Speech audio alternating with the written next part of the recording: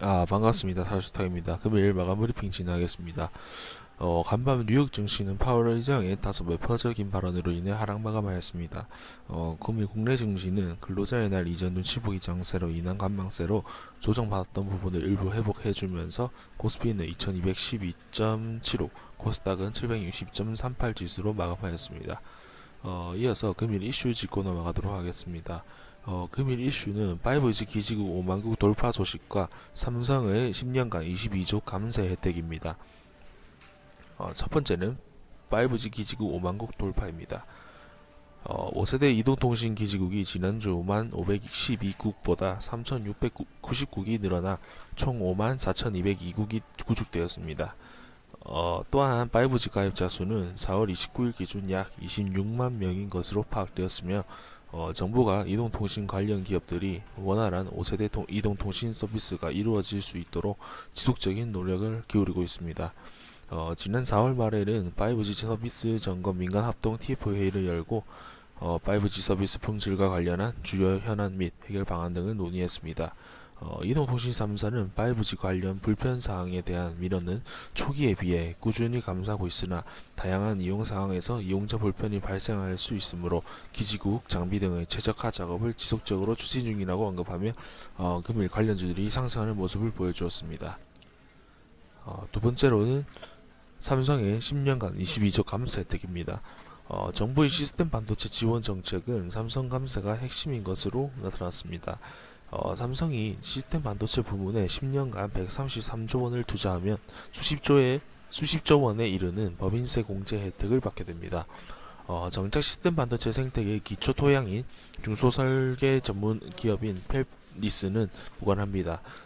결국 메모리 반도체 편중 구조 탓에 취약한 삼성전자의 새 먹거리 만들기에 정부가 감세로 전폭 지원하는 것으로 확인되었습니다. 이로 인해서 금일 비메모리 관련주들이 양호한 흐름을 보여주었습니다. 이어서 전략 체크입니다.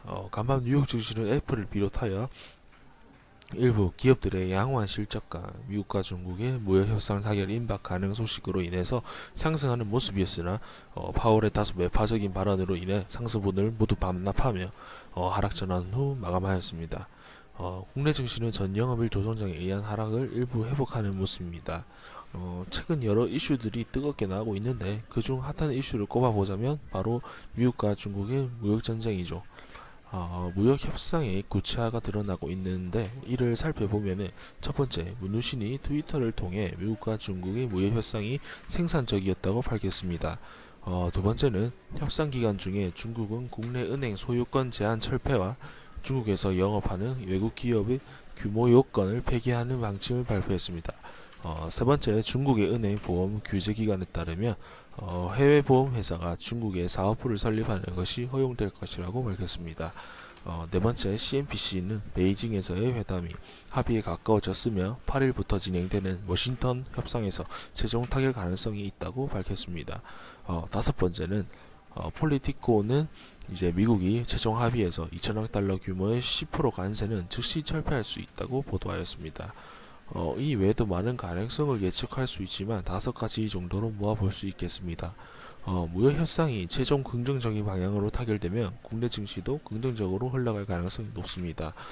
이 중 이유를 꼽아보자면은 중국 정부는 중국 제조 2025 정책으로 첨단 산업인 반도체, 항공우주, 전기자동차 등에 정부 지원금을 주고 부가세를 환급하는 등 과거 한국의 70년대처럼 국가주도 경제성장 정책을 추진 중입니다.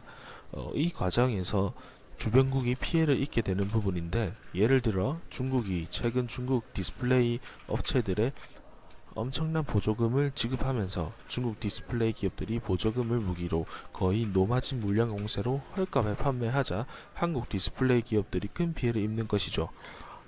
미국은 중국의 경제력이 너무 커져서 미국을 위협하는 수준으로 성장할 것을 우려하며 중국을 견제하려는 의도를 갖고 있습니다. 하지만 권세 전쟁이 전 세계로 확산될 경우 미국에도 막간세로 미국 경제 성장에 큰 걸림돌이 된다는 사실을 알고 있기 때문에 자세되고 있는 분위기며 위에 말씀드린 내용으로 이끌어 볼 때 합의에 가까워지고 있다고 판단할 수 있습니다. 하지만 또 아무리 국내 증시에 호재성 기사가 있다고 해도 글로벌 이슈는 이길 수 없습니다. 현재 국내 증시 시점에서는 외인 수급 유입이 장세의 방향성을 이끌고 있기 때문입니다. 이렇게 호재성으로 다가올 증시를 앞두고 등락을 반복하고 나아가고 있는 반면에 최근 정부에서 밀고 있는 산업군들 중 타점을 잡고 있습니다. 생각해보면 집중하는 산업군들로만 진입하면 꾸준하게 수익을 볼 수 있지 않을까 하는 의문점도 가질 수 있다고 생각합니다.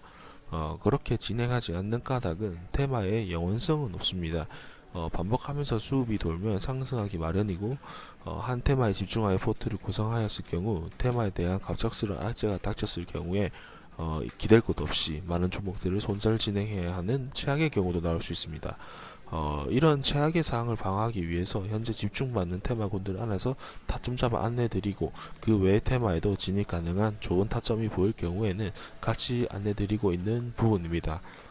주식은 천천히 자산을 증식해 나가는 재테크입니다. 로또나 복권이 아니죠. 그렇기 때문에 집중받는 테마 외에는 조금 느리게 갈 수도 있습니다. 하지만 언제 느리게 가던 테마가 집중받아 상승할지 모르기 때문에 이제 리스크를 감수하여 안정적인 포트로 구성해드리는 까닭입니다. 마지막으로 오늘의 명언 확인하고 마치도록 하겠습니다. 오늘의 명언입니다. 나는 실패를 받아들일 수 있다. 모두가 무언가에 실패하기 때문이다. 하지만 난 시도도 하지 않는 것은 받아들일 수 없다. 마이클 조던의 얘기입니다. 주식도 마찬가지입니다. 주식에서 실패는 손절이라고 생각할 수 있죠. 실패는 성공의 어머니라는 말이 있듯이 실패를 경험으로 쌓고 새로운 시도를 하면서 최선을 다하도록 하겠습니다. 금요일도 수고 많으셨고 내일 뵙도록 하겠습니다. 감사합니다. 이상 사주스탁이었습니다.